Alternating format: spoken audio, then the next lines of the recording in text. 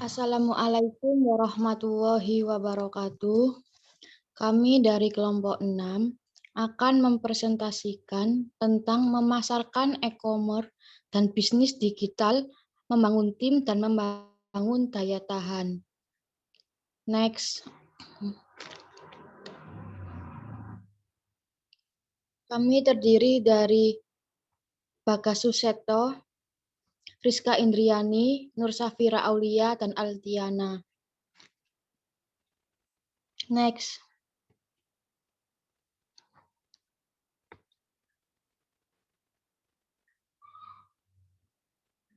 Pasar industri. Revolusi industri 4.0 merupakan fenomena yang mengkolaborasikan teknologi siber dan teknologi otomatisasi. Revolusi industri 4.0 dikenal juga dengan istilah cyber physical system. Konsep penerapannya berpusat pada otomatisasi dibantu teknologi informasi dan proses pengaplikasiannya keterlibatan tenaga manusia dalam prosesnya dapat berkurang.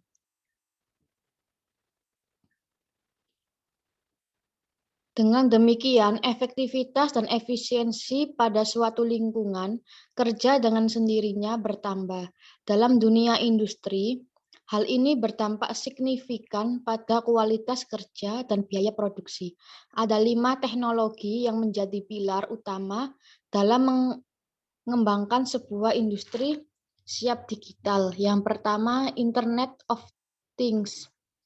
Merupakan sistem yang menggunakan perangkat komputasi, mekanis, dan mesin digital dalam satu keterhubungan untuk menjalankan fungsinya melalui komunikasi data pada jaringan internet tanpa memerlukan interaksi antar manusia atau interaksi manusia dan komputer. Yang kedua, Artificial Intelligence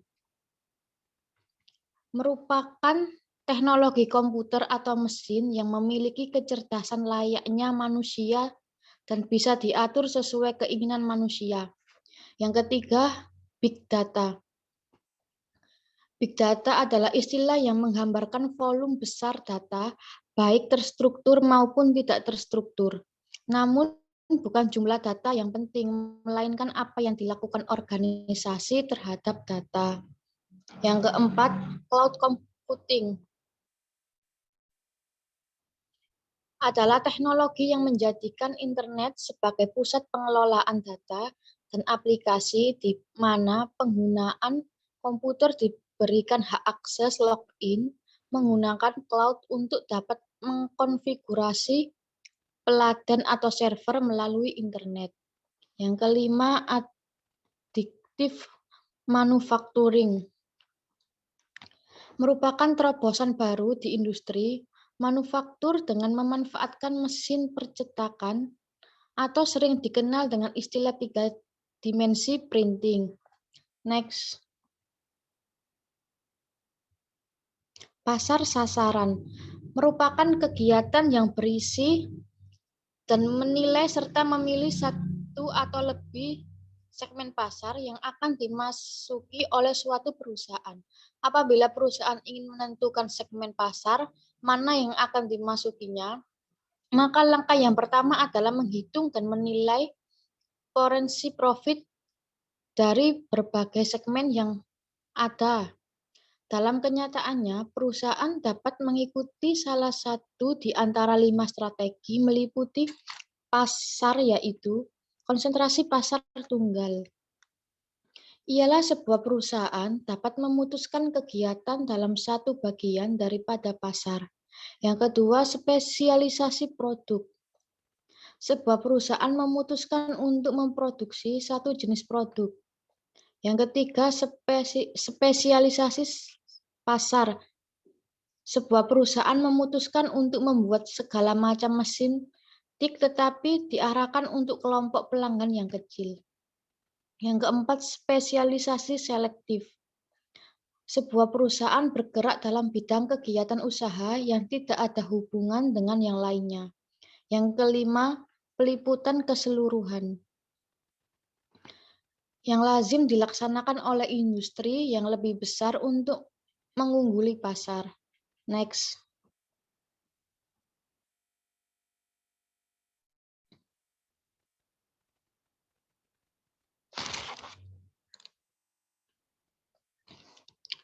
Selanjutnya akan dibacakan teman saya.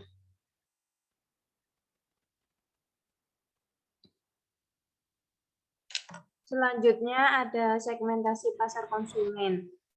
Segmentasi pasar atau market segmentation adalah pembagian kelompok konsumen atau pembeli pada suatu bisnis yang memiliki kebutuhan, karakteristik, serta perilaku berbeda atau heterogen di dalam pasar tertentu yang kemudian akan menjadi suatu pasar homogen nantinya dan menjadi sasaran pasar dengan strategi sendiri. Tujuan utama dari segmentasi pasar ini adalah membuat proses pemasaran lebih terarah. Next.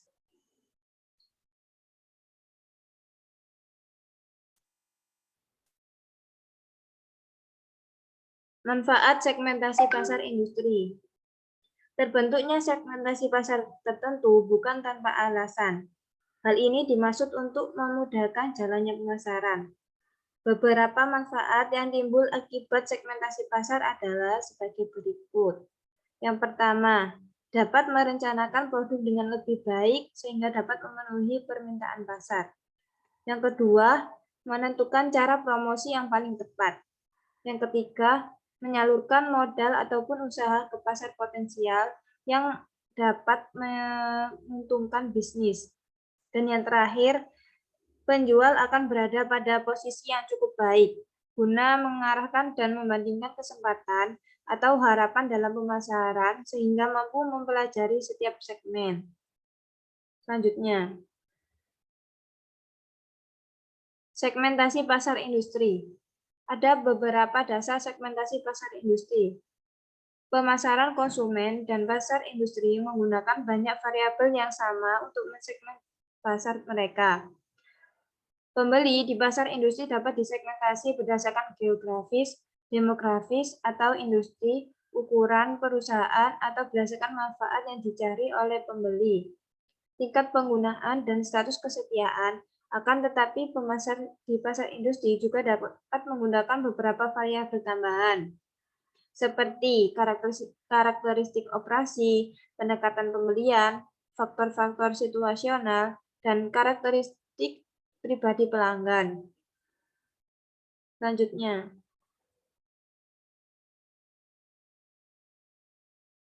variabel-variabel utama segmentasi pasar. Yang pertama ada variabel operasional, meliputi teknologi, status pelanggan, sampai bukan pelanggan, kemampuan pelanggan. Yang kedua, pendekatan pembelian, organisasi, fungsi pembelian, struktur kekuasaan, sifat hubungan yang ada, kebijakan pembelian umum, dan kriteria pembelian. Yang ketiga, karakteristik pribadi, meliputi kemiripan pembeli, penjual, sikap terhadap risiko, dan kesetiaan. Dan yang terakhir ada faktor situasional, meliputi urgensi, aplikasi khusus, dan ukuran pemesanan. Selanjutnya, segmentasi pasar komunitas internet merupakan salah satu perkembangan teknologi yang sangat cepat beredar dan perkembangan pada saat ini. Pengguna layanan internet pun bermacam-macam, mulai dari pelajar sampai pengusaha. Kehadiran internet di tengah-tengah kehidupan masyarakat memang membawa dampak sangat baik karena internet sangat membantu mereka untuk mendapatkan informasi yang mereka inginkan dan melakukan pekerjaan-pekerjaan mereka lewat internet. Contohnya, kita akan lebih akrab dengan seseorang dan nyaman menjalankan bisnis tanpa rasa takut. Berdasarkan survei dari Mediametric, pada tahun 2000, terdapat 500 perusahaan terkenal di dunia versi majalah Fortune yang memanfaatkan teknologi internet ini untuk mengingatkan aktivitasnya. dan memberikan kontribusi yang sangat besar melalui iklan, produk, atau jasa mereka di internet. Selanjutnya akan dibacakan oleh teman saya.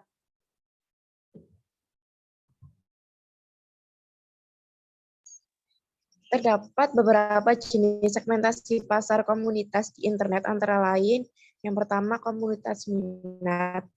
Komunitas minat yaitu terdiri dari orang-orang yang berinteraksi terhadap topik tertentu.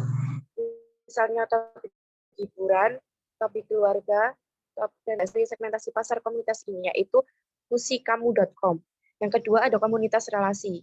Komunitas relasi yaitu komunitas yang diorganisasi mengenai pengalaman hidup. Contohnya Cancer Forum. Yang ketiga ada komunitas fantasi. Yang keempat komunitas transaksi.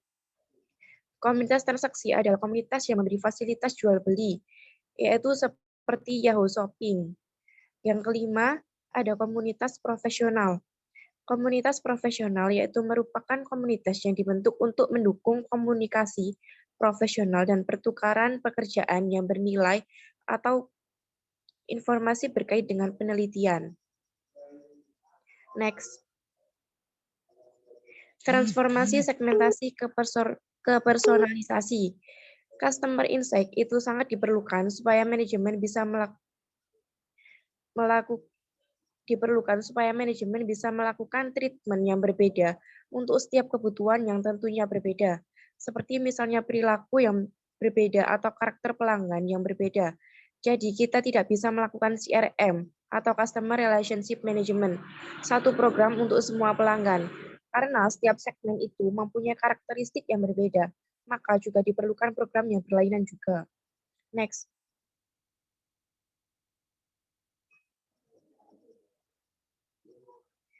Cara yang dapat dipergunakan dalam proses peningkatan pelayanan kepada pelanggan. Yang pertama adalah dengan melakukan segmentasi. Segmentasi sendiri ada banyak macamnya, mulai dari berdasarkan data transaksi hingga kepada perilaku pelanggan, ataupun juga berdasarkan data psikografisnya, interestnya, dan lain-lain juga. Contohnya pada transportasi online, si pelanggan memberikan rating 1 selama 3 kali atau terus-menerus. Itu berarti kita harus kasih respon atau tindakan seperti memberikan voucher dan sebagainya sebagai imbalan. Itu namanya otomasi. Jadi tindakan tertentu dari customer dari sisi behavior-nya atau karakter tersebut akan men-treat kita untuk melakukan respon. Kemudian, pada tahap selanjutnya, bagaimana kita bisa melakukan prediksi kebutuhan atau kemungkinan ke depan. Next.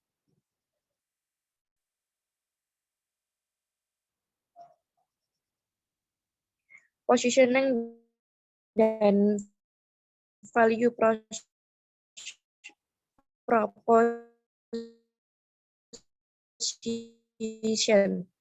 Menurut Philip Kotler, positioning dapat diartikan sebagai tindakan untuk merancang bangsa sehingga mengasih posisi yang digunakan. Dari dua pendapat tersebut, maka positioning dapat diartikan sebagai langkah yang harus dipilih oleh perusahaan ciri khas produk yang diunggulkan dibandingkan dengan pesaing. Next.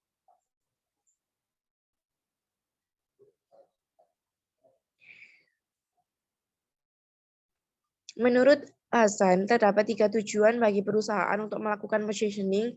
Ketiga tujuan tersebut antara lain yaitu menempatkan dan memposisikan produk pada pasar, sehingga produk tersebut tampak berbeda dan menjadi terpisah dengan merek pesaing.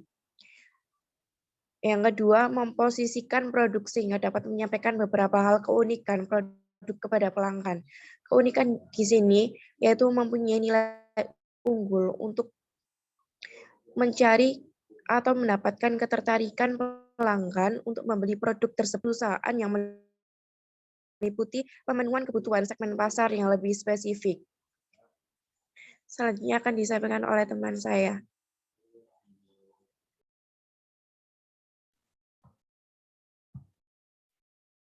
Setiap elemen di dalam nilai untuk pelanggan akan menjadi alasan utama lagi bagi pelanggan untuk produk dari bisnis kita. Secara teorinya ada 5 nilai yang harus dipertahankan bisnis kita untuk memiliki proporsi nilai yang unik, yaitu 1 fungsionalitas, 2 emosi, 3 ekonomi, 4 simbiosis, 5 nilai akhir.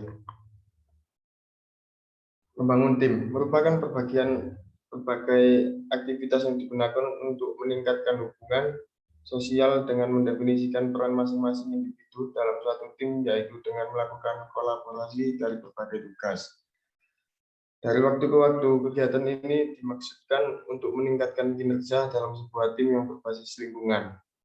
Tim building adalah salah satu dasar pengembangan organisasi yang dapat diterapkan dalam kelompok-kelompok seperti tim olahraga, kelas-kelas sekolah, unit militer atau pesawat, lingkungan dari pembangun. Tim meliputi 1. Menyelaraskan tujuan, 2. Membangun hubungan kerja yang efektif, 3. Memastikan peran dalam suatu tim, 4. Mencari solusi permasalahan dalam tim. Cara membangun kerja tim yang solid dan efektif. 1. Punya visi dan misi yang sama. 2. Bangun rasa saling percaya. 3. Komunikasi intensif. 4. Adakan kegiatan bersama. 5. Buat sistem penghargaan. 6. Pahami peran dan tanggung jawab. 7. Tingkatkan kompetensi tim. 8. Saling menghormati dan menghargai. 9. Komitmen yang kuat. 10. Evaluasi rutin.